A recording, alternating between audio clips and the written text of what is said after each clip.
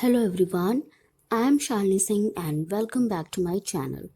Today we are going to study the 14th chapter from Home Science class 11th and the name of this chapter is Our Apparel. So chapter start करने से पहले एक बार से syllabus देख लेते हैं कि इस चैप्टर में हम लोग को पढ़ना क्या क्या है, ठीक है। तो ये रहा हमारा सिलेबस और ये रहा हमारा चैप्टर जिसका नाम है आवर अपैरल। तो यहाँ पे सबसे पहले दिया है clothing functions and the selection of clothes. Clothes के फंक्शन क्या होते हैं और हम किस बेसिस पे क्लोथ्स को सेलेक्ट करते हैं। तो सबसे पहले फंक्शन देखो, modesty, protection, status and Prestige और एडॉर्नमेंट। उसके बाद factor affecting selection of clothing in India. कौन कौन से ऐसे फैक्टर्स हैं जो कि क्लोथ्स के सिलेक्शन को अफेक्ट करते हैं। तो सबसे पहला है एज, दूसरा है क्लाइमेट एंड सीजन, फिर है ओकेजन, फैशन और इनकम। इसके बाद है understanding children's basic clothing needs. बच्चों की कौन कौन सी बेसिक क्लोथिंग नीड्स होती हैं उनको समझना है यहाँ पे, ठीक है। तो सबसे पहला है comfort, safety, self help, appearance, allowance for growth, easy care and fabrics. इसके बाद है clothing requirements at different childhood stages. जब बच्चा डिफरेंट स्टेजेस में होता है तो उसके लिए कैसे कपड़ों की ज़रूरत होती है। तो इसमें हम इन्फेंसी में बच्चे के कपड़ों के बारे में पढ़ेंगे। जो क्रीपिंग एज होती है जिसमें बच्चा घुटने के बल चलना सीखता है, उसमें हम कपड़ों के बारे में पढ़ेंगे। फिर है टोडलरहुड, जब बच्चा लड़खड़ा के चलना सीख जाता है, ठीक है, खड़ा होता है, चलता है, गिरता है, तो उस वाली एज में बच्चों को कैसे कपड़ों की ज़रूरत होती है ये भी हम समझेंगे। उसके बाद आती है हमारी प्री स्कूल एज जो 2 to 6 ईयर्स तक होती है। इसमें भी हम देखेंगे कि बच्चे को कैसे कपड़े पहनाने चाहिए। फिर है elementary school years, 5 to 11 year में बच्चों को कैसे कपड़े पहनाने चाहिए, क्या क्लोथिंग रिक्वायरमेंट्स होती है बच्चों की। फिर अडोलसेंस की क्लोथिंग रिक्वायरमेंट्स को हम समझेंगे। उसके बाद है clothes for children with special needs, जो डिसेबल बच्चे हैं उनके लिए कैसे कपड़े की ज़रूरत होती है वो भी हम देखेंगे, ठीक है। तो ये सारे टॉपिक्स हैं जो हमको इस चैप्टर में पढ़ने हैं। अब चलते हैं चैप्टर की तरफ। तो ये रहा हमारा चैप्टर स्टार्ट करने से पहले यहाँ पे कुछ लर्निंग ऑब्जेक्टिव्स दिए गए हैं, इसको भी पढ़ लेते हैं। After completing this chapter the learner will be able to discuss the clothing functions and the factor influencing selection of clothes.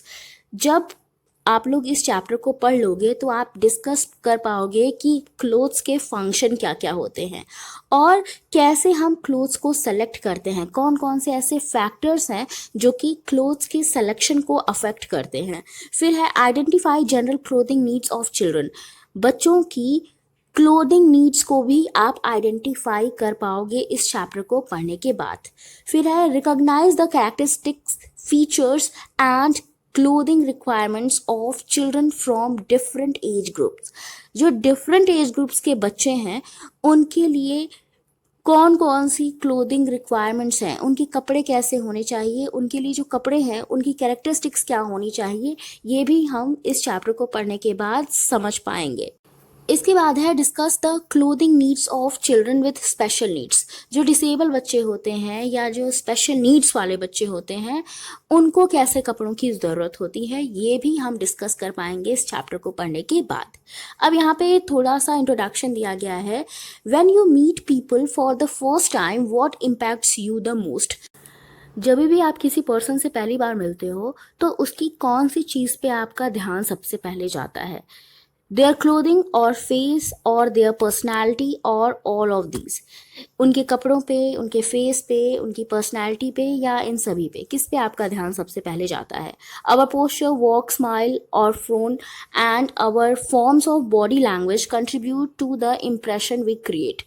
देखो जो भी हम इम्प्रेशन बनाते हैं दूसरों के ऊपर उस पे हमारे पोस्चर का, वॉक का, स्माइल का प्रभाव पड़ता है, ठीक है। जैसा हमारी पोस्चर रहेगी, हमारी वॉक रहेगी, हमारी बॉडी लैंग्वेज रहेगी, वैसा ही हमारा असर दूसरों के ऊपर पड़ेगा, ठीक है। Actually of all these aspects clothing creates the first impression.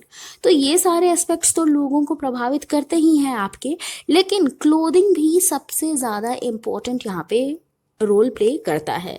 We recognise that good appearance is important.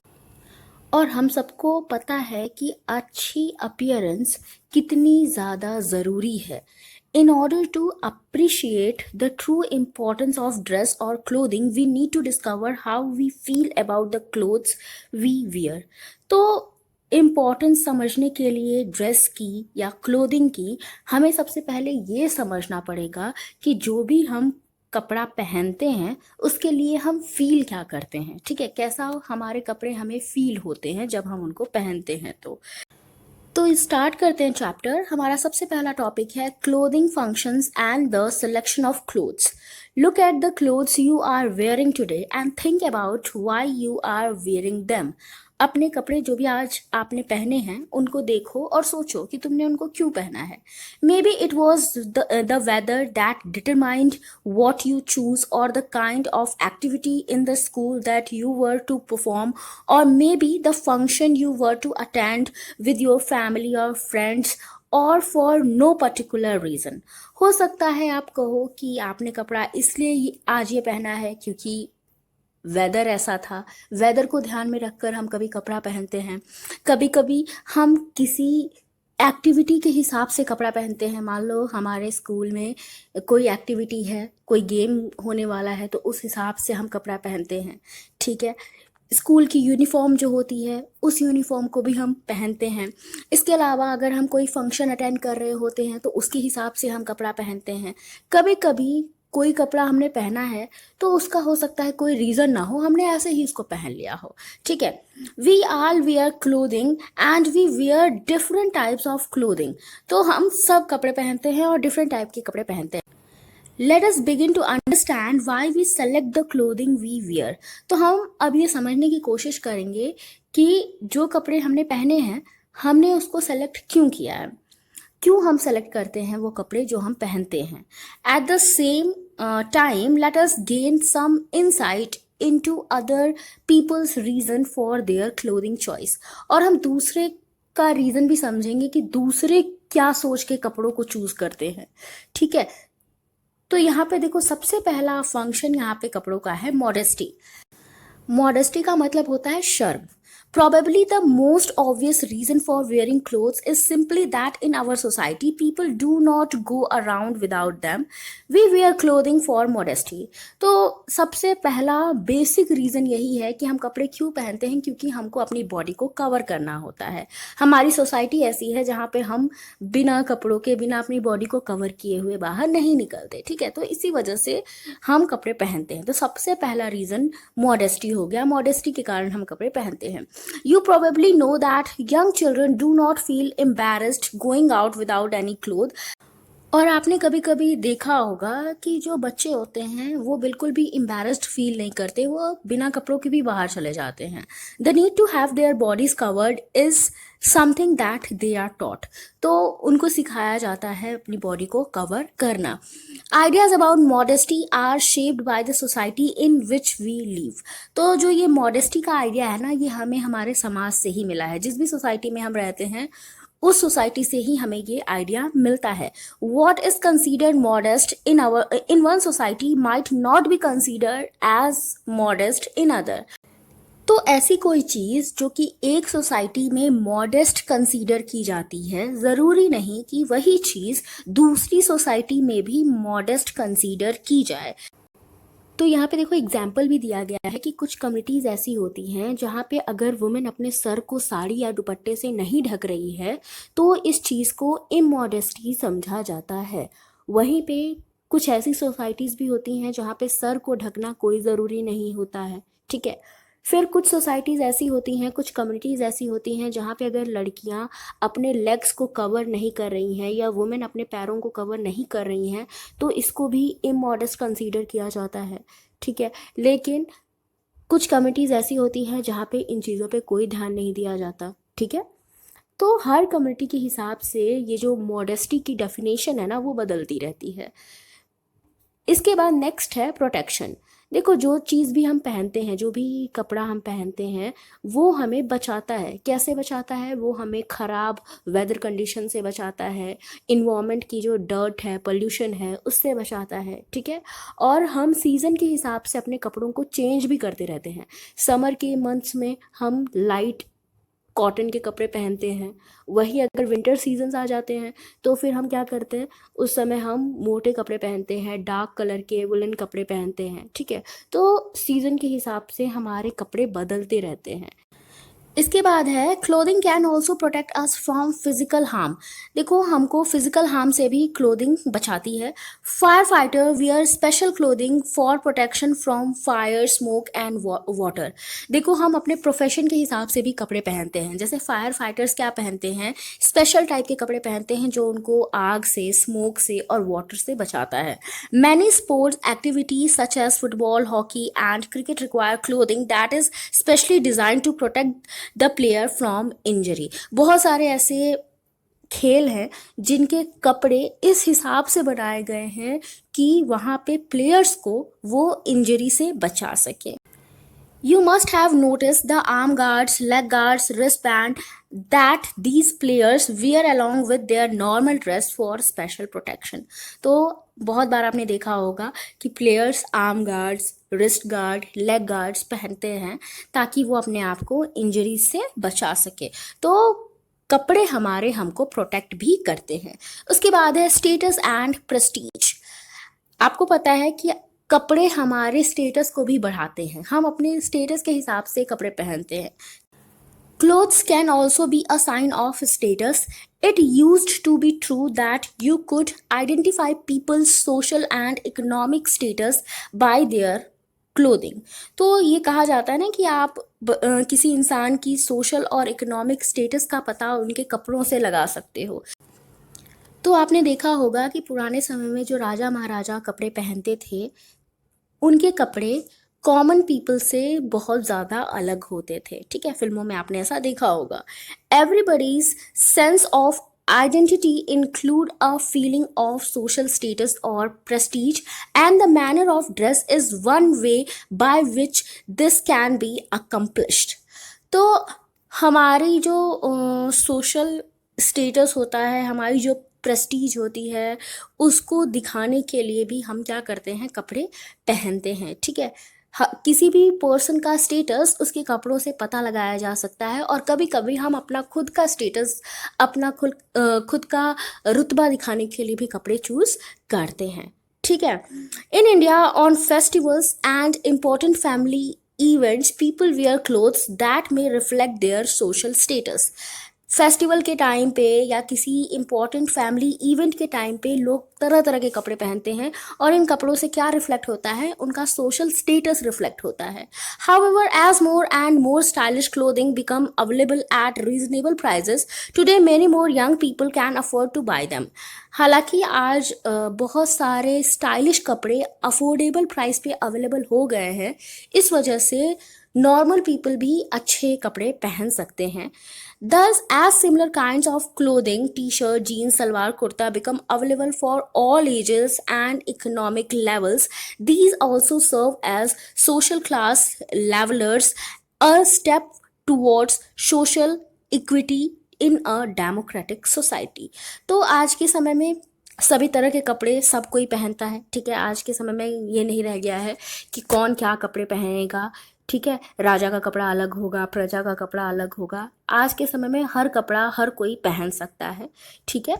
क्यों? क्योंकि हम एक डेमोक्रेटिक सोसाइटी में रहते हैं। यहाँ पे ऐसा कुछ नहीं है कि आप क्या पहन सकते हो, क्या नहीं पहन सकते हो। इसमें किसी भी तरह की कोई बाधा नहीं है। जो जैसा कपड़ा चाहे वैसा कपड़ा वो पहन सकता है, ठीक है।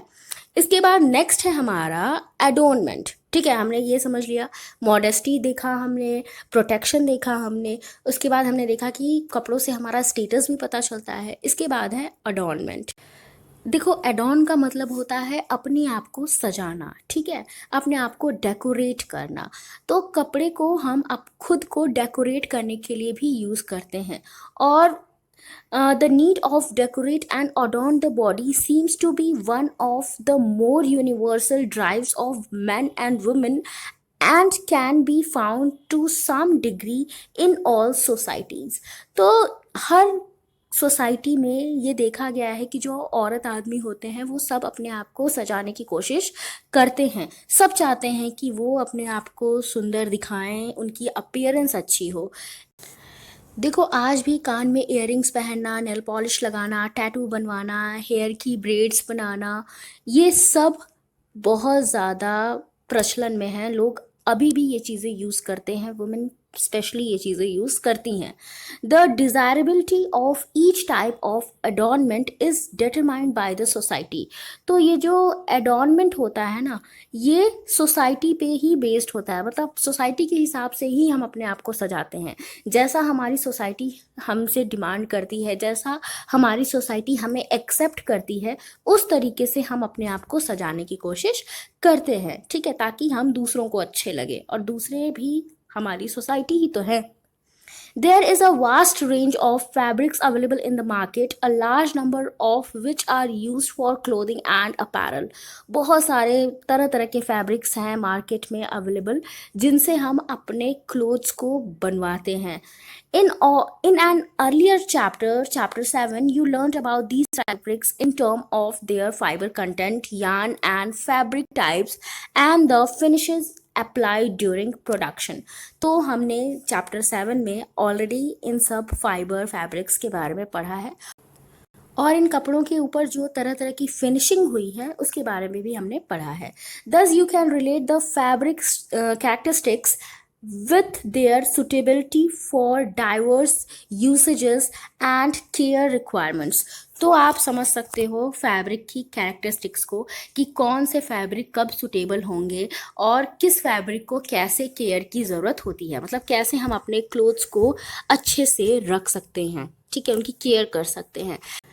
Selection of the type of clothing and apparel not only takes into consideration the fabric characteristics but also the right style of garment and its accessory details.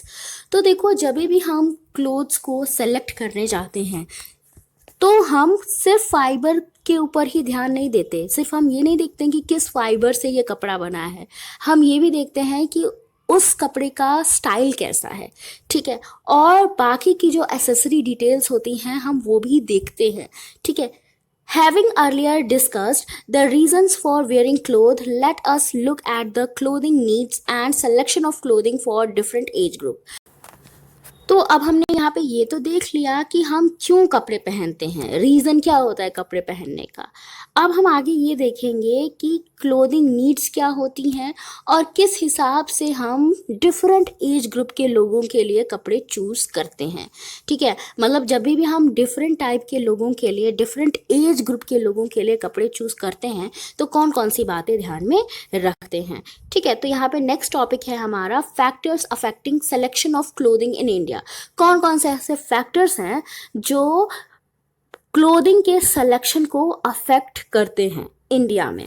Assessment of clothing needs and the final decision in the selection is dependent on the geographical features, climate and seasonal features of the area where they have to be used. जब भी हम कपड़े खरीदने का decision लेते हैं तो बहुत सारी चीज़ें दिमाग में रख के हम वो डिसीजन लेते हैं, जैसे कि जिस भी एरिया में हम रह रहे हैं वहाँ की जियोग्राफिकल कंडीशंस कैसी हैं, वहाँ का मौसम कैसा है, ठीक है। It is also affected by easy availability, culture influences and even more strongly the family traditions. और ये जो हमारे कपड़ों का ख़रीदारी है ना, ये अवेलेबिलिटी पे भी डिपेंड करती है। मतलब हम ये भी देखते हैं कि जो कपड़े हैं वो हमको ईजिली मिल जाएं, ठीक है, अफोर्डेबल हों कपड़े, हम ये भी देखते हैं हमारे कल्चर के हिसाब से हो, हमारे फैमिली के ट्रेडिशन के हिसाब से हो। तो ये सारी चीज़ें भी हम ध्यान में रख के कपड़े खरीदते हैं। In general the factor that affect selection of clothing can be summarised as follow. तो जनरली जो जो फैक्टर्स हैं जो कि कपड़ों के सिलेक्शन को अफेक्ट करते हैं, उन फैक्टर्स के बारे में हम यहाँ पे पढ़ेंगे। तो सबसे पहला फैक्टर है age. Age is an important factor to be considered at all stages of life. देखो हम कभी भी कपड़ा खरीद रहे हो, चाहे किसी भी एज के हों, हमें अपनी एज को ध्यान में रख के ही कपड़ा खरीदना है। It becomes more important while selecting clothes and apparel for children, since it is uh, parents or elders of the family who are taking the decision regarding their clothes. तो जब छोटे बच्चों के लिए कपड़े खरीदे जा रहे हैं ना, तो उस समय उनकी एज को ध्यान में ज़्यादा रखना चाहिए। क्यों? क्योंकि बच्चे खुद अपना कपड़ा तो खरीदते नहीं हैं, ज़्यादातर उनके पेरेंट्स ही जाते हैं बच्चों के लिए कपड़ा खरीदने। ठीक है। It is important to remember that children, especially infants and toddlers, are not dolls to be dressed up and decorated for the satisfaction of adults. और ये भी ध्यान देने की ज़रूरत है कि जो इन्फेंट्स हैं या टोडलर्स का क्या मतलब होता है, ऐसे बच्चे जो अभी चलना सीख रहे होते हैं। ठीक है। तो इन बच्चों के लिए जब भी कपड़ा खरीदना चाहिए, तब सिर्फ डेकोरेशन को ध्यान में रख के नहीं खरीदना चाहिए। सिर्फ वैसे कपड़े नहीं खरीदने चाहिए जो कि बच्चे के ऊपर अच्छे लगें, क्योंकि बच्चा कोई डॉल नहीं है जिसको आपको डेकोरेट करना है। आपको बच्चे की कंफर्ट का भी ध्यान रखना है, बच्चे की सेफ्टी का भी ध्यान रखना है। Their physical growth, motor development, association with people and things around them, and activities they indulge in all have to be taken into consideration from the point of view of comfort and safety. तो बच्चे की physical growth, motor development, बच्चा कैसे लोगों से associate कर रहा है, ये सारी चीज़ें ध्यान में रखनी है। बच्चा किन एक्टिविटीज़ में इन्वॉल्व है, कैसी एक्टिविटीज़ करता है, क्या करता है, ये सब ध्यान में रखने की ज़रूरत है। साथ ही में बच्चे के कंफर्ट और सेफ्टी को भी ध्यान देने की ज़रूरत है। तो ये सारी चीज़ें ध्यान में रख के ही बच्चे के लिए कपड़े चूज करने चाहिए। As children grow, their association and interaction with people outside their immediate family increases. तो जैसे जैसे बच्चा बड़ा होने लगता है, उसका एसोसिएशन, लोगों के साथ इंटरेक्शन बढ़ने लगता है। ठीक है। वो ज़्यादा लोगों के साथ अब एसोसिएट करने लगता है। अब बच्चा क्लोथ्स के बारे में अवेयर होने लगता है, वो समझने लगता है कि दूसरे लोगों ने क्या कपड़े पहने हैं। Conformity to peer group begin to become important in middle childhood and increases in importance with age.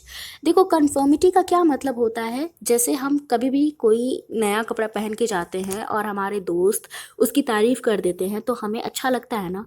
हम चाहते हैं कि हमारे दोस्तों को हमारे कपड़े पसंद आए, वो उसकी तारीफ़ करे। तो यही चीज़ को कन्फर्मिटी बोला गया है। जैसे जैसे बच्चा बड़ा होने लगता है, उसके अंदर कन्फर्मिटी वाली भावना आने लगती है। वो चाहता है कि उसने जो भी पहना है, जो भी कपड़े पहने हैं, वो उसके दोस्तों को पसंद आए। ठीक है। दोस्त उसको एक कन्फर्मेशन दे दे कि हाँ भाई, तुम्हारा कपड़ा बहुत अच्छा है। ठीक है। तो ये चीज़ जैसे जैसे बच्चा बड़ा होने लगता है, उसके अंदर बढ़ती जाती है, और जब वो अडोलसेंस वाले पीरियड में जाता है, तो ये चीज़ और ज़्यादा बढ़ जाती है। Clothes and apparel play an important role in helping the growing child feel a sense of belonging and acceptance. देखो, जो एक ग्रोइंग चाइल्ड होता है, उसके लिए कपड़े बहुत ज़्यादा इम्पॉर्टेंट रोल प्ले करते हैं। ठीक है। क्योंकि इससे उनके अंदर एक फीलिंग आती है एक्सेप्टेंस वाली। As children grow, their clothing changes and clothing for boys and girls become different. बच्चा जैसे जैसे बड़ा होने लगता है उसके कपड़े बदलने लगते हैं. गर्ल्स के लिए अलग कपड़े हो जाते हैं, बॉयज़ के लिए अलग कपड़े हो जाते हैं. और जब एडोलसेंस आता है तो बहुत तेज़ी से फिजिकल ग्रोथ दोनों में देखने को मिलता है, बॉयज़ में भी और गर्ल्स में भी. तो इस समय हमारे कपड़ों के ऊपर हमारे जेंडर का असर पड़ने लगता है. ठीक है. और हमारे कल्चर का भी, हमारे सोसाइटी के जो नॉर्म्स हैं, जो हमारे सोसाइटी के नियम हैं, उनका असर भी हमारे कपड़ों पे पड़ता है. ठीक है. They are often convinced that their popularity and relationship in a group are dependent on appearance, which in turn is due to the right clothes. और जैसे ही बच्चे बड़े होने लगते हैं, जैसे ही वो एडोलसेंस वाले पीरियड में जाते हैं, उनको लगता है कि वो अपने ग्रुप में तभी पॉपुलर हो पाएंगे जब उनकी अपीयरेंस अच्छी होगी, जब वो अच्छे दिखेंगे, अच्छे कपड़े पहनेंगे. ठीक है. तो इस समय बच्चों के लिए राइट क्लोथ्स बहुत ज़्यादा इम्पॉर्टेंट हो जाते हैं. ठीक है. एडोलसेंस वाले पीरियड में, क्योंकि उनको लगता है कि उनकी पॉपुलैरिटी या उनका जो भी रिलेशनशिप है उनके ग्रुप के साथ, वो सिर्फ उनकी अपीयरेंस की वजह से है. ठीक है. इसके बाद है climate and season. In the previous section, you read that protection from environment and weather is one of the main reason for wearing clothes. आपने देखा था अभी थोड़ी देर पहले कि हम कपड़े इसलिए भी पहनते हैं क्योंकि कपड़े हमें हमारे इन्वायरमेंट से बचाते हैं, जो हार्श वेदर कंडीशन होती है उनसे बचाते हैं. Has the selection of clothing for children has to be suited to the climate. तो इसी वजह से जब हम बच्चों के लिए कपड़ों का सिलेक्शन कर रहे हैं तो हमें वही कपड़े चूज़ करने चाहिए जो कि क्लाइमेट के हिसाब से हों. Clothing requirement for cloth climate और season would be very different from warm or temperate climate and even for areas with heavy rains or high humidity. तो अलग अलग सीज़न के हिसाब से अलग अलग कपड़े चूज़ करने चाहिए. अगर ठंडा सीज़न है तो उस हिसाब से गर्म कपड़े चूज़ करने चाहिए. ठीक है. When some types of clothes and fabric are suitable only for 3 to 4 months in a year, their cost and quantity has to be considered carefully. देखो कुछ क्लोथ्स ऐसे होते हैं जो हम बहुत कम समय के लिए पहनते हैं, जो खाली हम एक साल में 3 से 4 मंथ के लिए ही यूज़ करते हैं. जैसे हमारे वुलन्स हो गए, जो ऊनी कपड़े हैं उनको हम सिर्फ 3 या 4 महीने तक ही एक साल में यूज़ करते हैं. तो जब भी हम उन कपड़ों को खरीद रहे हैं तो उनकी कॉस्ट और उनकी क्वांटिटी का भी ध्यान रखना चाहिए कि मतलब हमें इतने ज़्यादा नहीं कपड़े खरीद लेने चाहिए कि हम उनको यूज़ भी ना कर पाएँ, वो पड़े ही रहें. ठीक है. This is more important for growing children because they would have outgrown them by the next season. और बढ़ते बच्चों के लिए ये चीज़ तो और ज़्यादा ध्यान में रखने की ज़रूरत है, क्योंकि अगर एक साल आप उनके लिए कपड़े खरीद दोगे तो अगले साल उसी सीज़न में वो कपड़े बच्चों को छोटे हो जाएंगे. ठीक है. तो ये चीज़ भी ध्यान देने की ज़रूरत है. क्लाइमेट और सीज़न का ध्यान रख के कपड़े खरीदने की ज़रूरत होती है. तो क्लाइमेट और सीज़न का भी असर पड़ता है हमारे कपड़ों के सिलेक्शन पे. उसके बाद है ओकेजन. कौन सा ऐसा ओकेजन है जिसके लिए आप कपड़े खरीद रहे हो. Selection of clothes also depends a lot on the occasion and time of the day. There are also unwritten rules and traditions for clothing for each occasion. देखो ऐसा कोई रूल नहीं लिखा है कि इस ओकेजन के लिए ऐसा कपड़ा पहनना है, लेकिन हम अपने से ही ऐसा सोच लेते हैं कि इस ओकेजन पे हम ये कपड़ा पहनेंगे. तो हर ओकेजन के लिए हम अलग अलग कपड़ा रखते हैं. Most schools have dress uniforms and rules regarding not wearing accessories and ornaments. देखो ज़्यादातर स्कूलों में उनकी अपनी खुद की यूनिफॉर्म होती है और यूनिफॉर्म से रिलेटेड डिफरेंट टाइप के रूल्स होते हैं. ठीक है. ताकि बच्चे फालतू की एसेसरीज ऑर्नामेंट्स पहन के न आ जाएं. ठीक है. In schools where it is not compulsory to wear a uniform, very formal, very dressy और very sporty clothes can cause disciplinary problems for children. तो जिन भी स्कूल में कोई भी यूनिफॉर्म कंपल्सरी नहीं होती या कोई भी ऐसा रूल नहीं होता यूनिफॉर्म से रिलेटेड, वहाँ पे बच्चे कभी भी कुछ भी पहन के आ जाते हैं, तो उन स्कूल्स में डिसिप्लिनरी प्रॉब्लम्स देखने को मिल सकती हैं. They may become objects of ridicule by their peers or may be deterred from joining groups activities wholeheartedly. तो हो सकता है ऐसी सिचुएशन में जब बच्चे कुछ भी पहन के आ जा रहे हैं तो हो सकता है कि उनके फ्रेंड्स उनका मजाक उड़ा दें, या हो सकता है बच्चे डिफरेंट स्कूल एक्टिविटीज़ में परफॉर्म उतने अच्छे से ना कर पाएँ क्योंकि उन्होंने उस हिसाब से कपड़े नहीं पहने हैं. तो इसी वजह से स्कूल्स में यूनिफॉर्म सेट की गई हैं, यूनिफॉर्म से रिलेटेड रूल्स बनाए गए हैं. Social get-togethers and parties are the occasion when children like to use nice apparel to highlight their individuality. तो जब भी कोई सोशल गेट टुगेदर होता है, कोई पार्टी होती है, तो वहाँ पे बच्चे अच्छे कपड़े पहन के जाते हैं ताकि वो अपनी इंडिविजुअलिटी को हाईलाइट कर सके, ताकि लोगों का ध्यान उनके ऊपर जा सके. At family functions such as a wedding, even children may have to follow the traditional norms and wear something suitable. तो जब भी कोई फैमिली फंक्शन होता है, जैसे मान लो कोई शादी है, तो वहाँ पे भी बच्चे ट्रेडिशनल नॉर्म्स को फॉलो करते हैं और वही कपड़े पहनते हैं जो थोड़े से सुटेबल होते हैं, उनके ट्रेडिशन के अकॉर्डिंग होते हैं. ठीक है. और ज़्यादातर कम्युनिटीज़ में ऐसा होता है कि वहाँ पे वो लोग अपने ट्रेडिशन के अकॉर्डिंग ही कपड़े पहनते हैं. ठीक है. हर ओकेजन पे उनका एक कपड़ा होता है और उस चीज़ को, उस नॉर्म को वो लोग फॉलो करते हैं. ठीक है. समय के साथ साथ थोड़ा ट्रेडिशन बदला है, ट्रेडिशन में थोड़े थोड़े चेंजेस आए हैं हर सोसाइटी में, लेकिन हर कोई उन ट्रेडिशंस को फॉलो करता है, ठीक है, उन रूल्स को, नॉर्म्स को फॉलो करता है। The clothing selection is reflected not only in the style of dress, but also in the choice of fabric type and texture, color and accessories.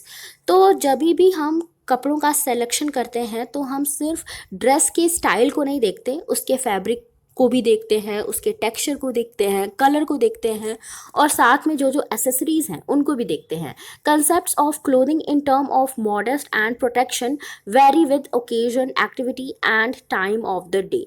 तो जो ये मॉडेस्टी और प्रोटेक्शन वाला कंसेप्ट है कि हम कपड़े क्यों पहनते हैं, मॉडेस्टी की वजह से, प्रोटेक्शन की वजह से, तो वो भी थोड़ा सा चेंज होता रहता है, वेरी करता रहता है ओकेजन के हिसाब से, ठीक है। ओकेजन के हिसाब से कभी कभी हम ऐसे कपड़े भी पहन लेते हैं जो शायद हमें प्रोटेक्ट ना कर रहे हों लेकिन देखने में अच्छे लग रहे हों। जैसे आपने देखा होगा शादियों में, जब भी विंटर के सीजन में शादी होती है, ज़्यादातर लड़कियां, औरतें बिना स्वेटर के, बिना वुलन्स के चली जाती हैं। क्यों?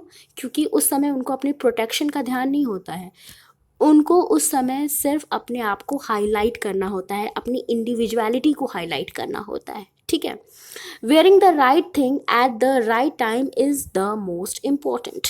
तो सही चीज़ सही समय पे पहनना बहुत ज़्यादा ज़रूरी है, ठीक है। तो हर ओकेजन का एक कपड़ा होता है, उस ओकेजन के हिसाब से ही वो कपड़ा पहना जाना चाहिए, ठीक है। इसके बाद है फैशन। तो क्लोथिंग का जब हम सेलेक्शन करते हैं, जब हम अपने क्लोथ्स को सेलेक्ट करने जाते हैं, तो हमें फैशन का भी ध्यान रखना है। The term fashion is identified with a style which has contemporary appeal for the masses.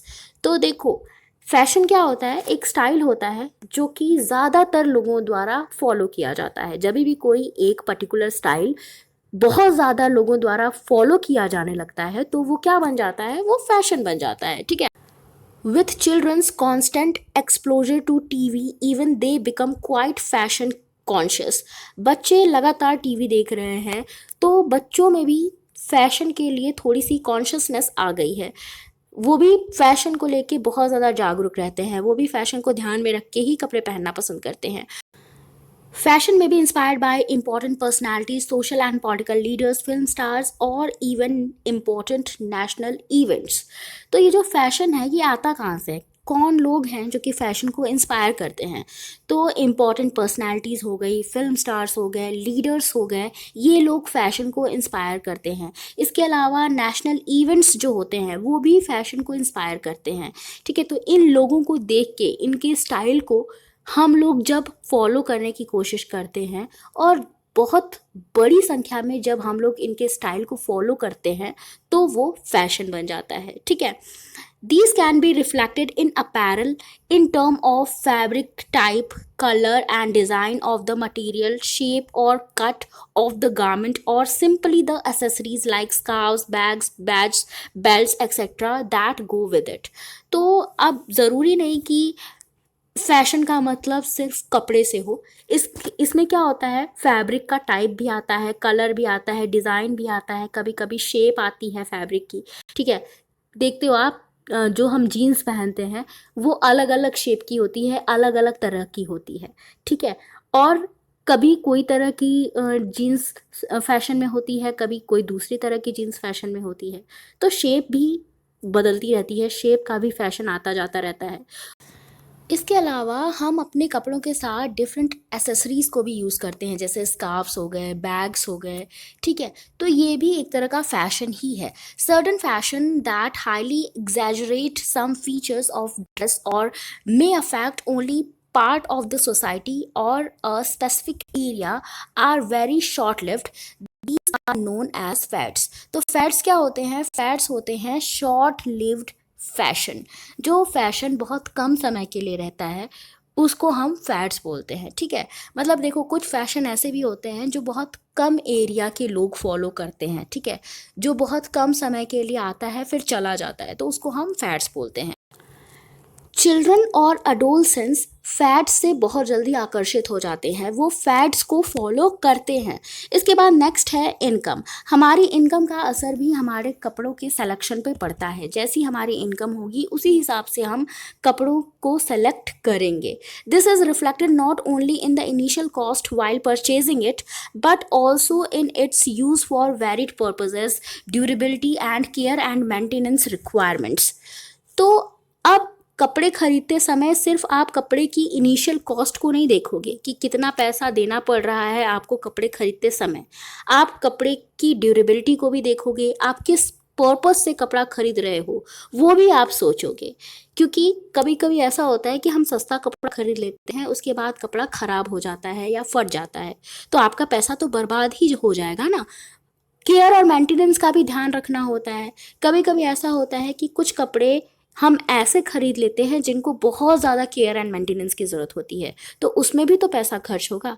तो जब भी आप कपड़ा खरीदने जा रहे हो तो आपको इन सभी चीज़ों को ध्यान में रखना है। The member of children in a family, their age gaps and gender may also affect the final choice. इसके अलावा फैमिली में कितने बच्चे हैं, उनके बीच एज गैप क्या है, उनका जेंडर क्या है, ये भी कपड़ों की चॉइस को अफेक्ट करता है। ठीक है। Family of high income group often have greater variety in clothing specially with reference to special occasion.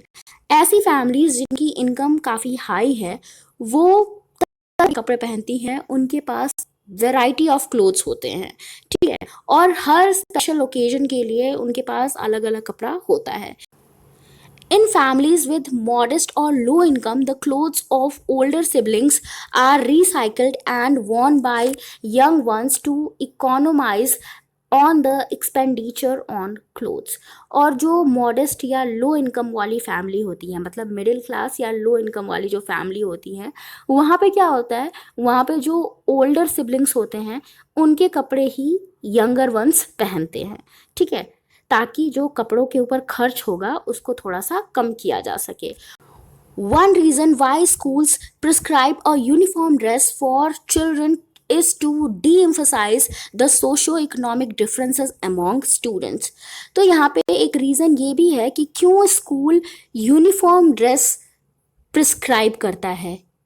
ऐसा क्या रीज़न है, क्यों हर बच्चे को एक ही तरह की ड्रेस पहन के आनी होती है? क्योंकि चाहे बच्चा किसी भी सोसाइटी से आता हो, चाहे बच्चे की सोशो इकोनॉमिक कंडीशन कैसी भी हो, उनके बीच में स्कूल में किसी भी तरह का डिफरेंस न रहे, इसीलिए स्कूल एक यूनिफॉर्म ड्रेस प्रिस्क्राइब करता है। ठीक है, ताकि बच्चों में थोड़ी सी यूनिफॉर्मिटी रहे। ठीक है, बच्चे अपने आप को लोअर या हायर पोजीशन पे फील न करें। ठीक है, बच्चे अपने आप को अपने सोशल इकोनॉमिक डिफरेंसेस की वजह से अलग अलग ना फील करें। ठीक है, तो आई होप आपको ये सारे फैक्टर्स समझ में आए होंगे कि कौन कौन से फैक्टर्स हैं जो कि हमारे कपड़ों के सिलेक्शन को अफेक्ट करते हैं। इसके बाद नेक्स्ट टॉपिक है हमारा understanding children's basic clothing needs. बच्चों की बेसिक क्लोथिंग नीड्स को समझना, तो इसको हम नेक्स्ट वीडियो में पढ़ेंगे। आई होप जो भी हमने आज पढ़ा वो सब आपको समझ में आया हो। फिर भी कोई डाउट हो तो आप कमेंट सेक्शन में मुझसे पूछ सकते हो। वीडियो अच्छा लगा हो तो लाइक कर देना, शेयर कर देना और चैनल को सब्सक्राइब कर देना। Thank you for watching.